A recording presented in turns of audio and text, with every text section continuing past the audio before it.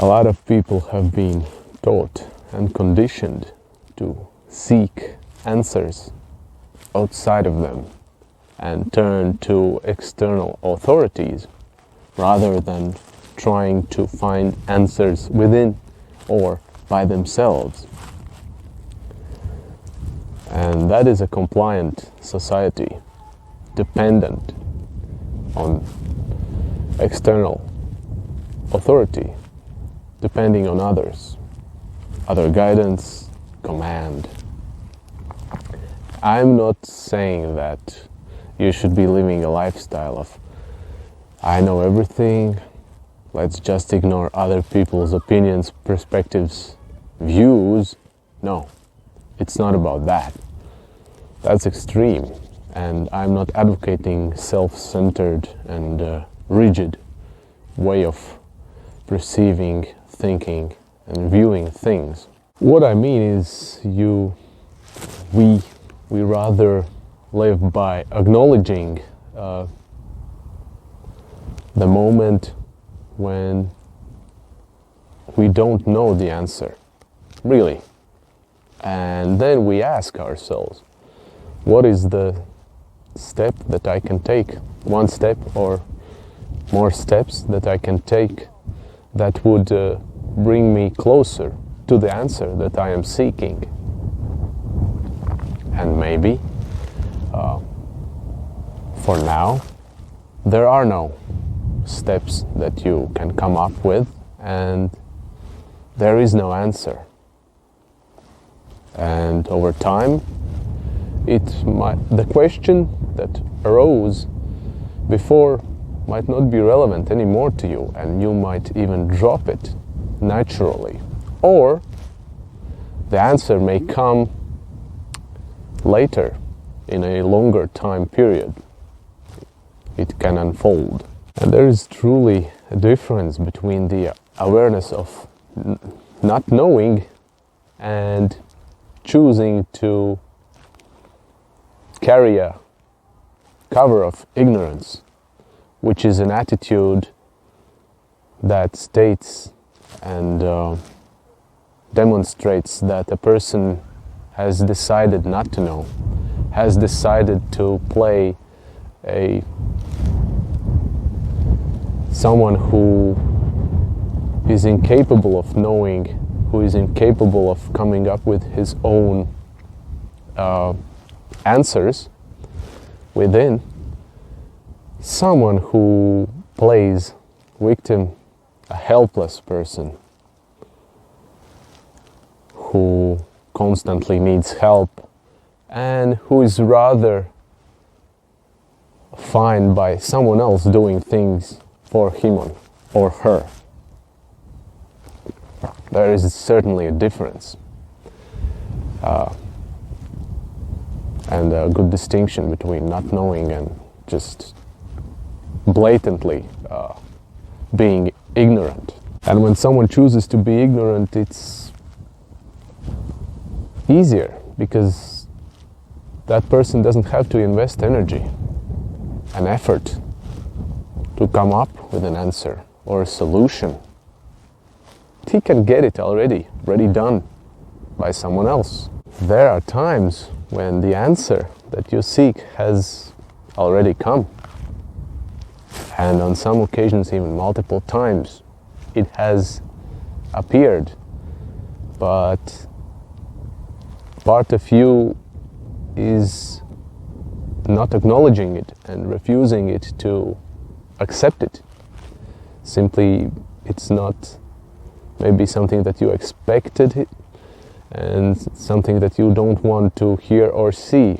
It's not sexy to your ego. You would rather have some other answer. Then you can ask, why am I rejecting this answer? Why am I refusing to see it as it is? What kind of inner resistance is inside me? What is causing me not to accept this as an answer? Am I afraid?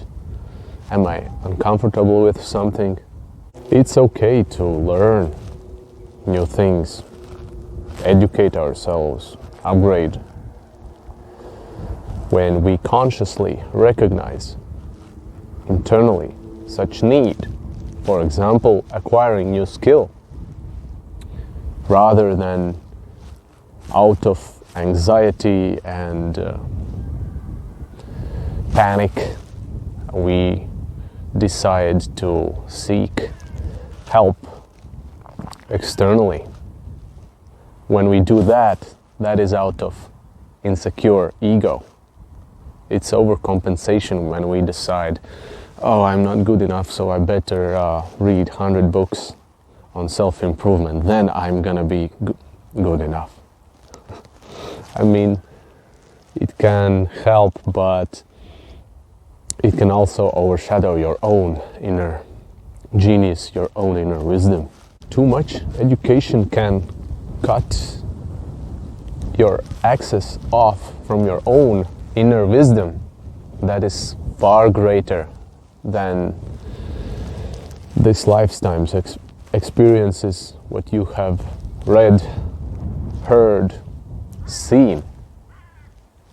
It's far greater because it comes from your soul, from your spirit, from source of all creation, highest consciousness. Too much education means that you are living off other people's knowledge and less yours. And today's media and society is conditioned to trust more to external authorities than themselves. The external authorities are presented a competent guides that can even know better what's best for ourselves than instead of us. And if we allow us this to happen, becoming overly dependent on external authorities, then we give away our own responsibility for taking care of ourselves.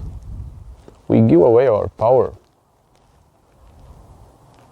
And this is very important if we strive to become a powerful creator in our lives. Certainly there are areas and competencies and fields of expertise in our life that we are less developed, less knowing, and we can use help of other people who have established themselves as true authorities. But I'm speaking more about the problem that when people decide first and foremost to seek answers and turn to external authorities than themselves, they kinda put themselves in a, not a primary but a secondary seat. It's like, no, those people, they know better than me, and I'm gonna trust them more than myself. And certainly the universe is also helping us through other people, through other courses, classes, programs, services. But it's important to recognize when truly such need arises and we really need that, instead of anxiety, panic, not good enough, low self-esteem, and etc. We just want, that would mean overcompensation. And I truly believe that all of us should practice primary listening to ourselves first before we rush to someone else for help, for guidance, for ready solutions. And there is no, I don't see, how do I say, there is no contradiction between inner and external guidance, because when you know the authentic need for external guidance, it always comes from within first. Internally, you feel the impulse to go and check out that video or listen to that podcast or check out that person. That is your intuition guiding you to the answer that you are seeking and to the help that you need in this moment. Practice of listening to yourself first. Learning to tune in with yourself, decluttering your mind, your living space, surrounding space as much as possible. Asking, what does my heart and soul want? What does my mind wants to do? And then comes the other people, the external solutions. And when this need arises, observe yourself. Where is this need coming from? Is it anxiety? Or is it something else that you know is guiding you from within? And remember, you are the superhero of your own movie called life. You are here to go hero's journey, to learn, to connect to your own authentic potential and resource. Have a good week.